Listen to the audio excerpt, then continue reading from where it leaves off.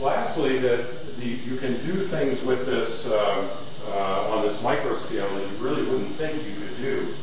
One of the other things that you need to look at in developing a chromatographic process is the dynamic binding capacity. If you run faster and faster through the column, the protein doesn't have enough time to bind to the resin. And so the binding capacity will drop as you increase the flow rate. The way this is looked at on a really fairly large scale typically is what's called frontal adsorption, where you pump protein into the column and then you look at what comes out and look at the breakthrough curve and look at that as a function of flow rate. Well, we managed to miniaturize this on the AssayMAP system. So we equilibrate the cartridge and then we fill the syringe with a feed stream and pump that through the column at a controlled flow rate and collect little tiny fractions in these microplate wells and then just stick it in a plate reader to look at the breakthrough curve.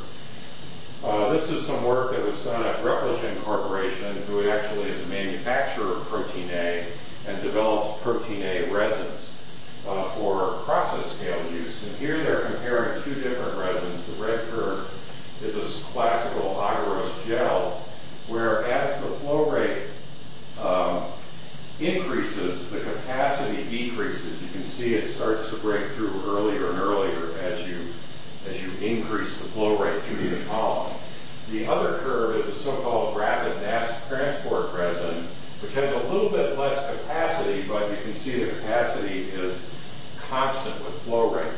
This exactly mimics the behavior that they see on full-scale 1 milliliter columns, 200 times the volume here. But I'll point out these were 3 microliter fractions we were collecting in the plate. And the flow rates that we're running at to get these residence times are really low. This one was 0.42 microliters per minute. So the system is able to accurately deliver that type of low flow rate. So to summarize, what we've developed with AssayMAP is a high throughput microchromatography platform based on a 5 microliter packed bed that can be filled with any resin or immobilized enzyme in a roughly 15 to 100 micron particle size range. Compatible with the SBS 96 channel format, and it's really designed for single pass, true chromatography, fully quantitative binding and elution. We have, in the case of our syringe format system on the Agilent Bravo, a positive displacement bidirectional flow control. And with this, we can put together integrated workflows that involve purification, quantitation, and enzymatic reactions.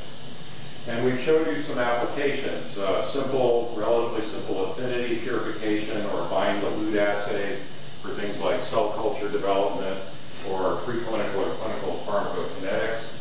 Much more sensitive ELISA assays for things like process impurities or biomarkers. Sample prep for glycan profiling, a much more complex workflow, and then actual chromatographic method development. And I'd like to acknowledge all of you here and a rather amazing list of collaborators from Agilent Technologies, Prozyme, EAC, and Genentech.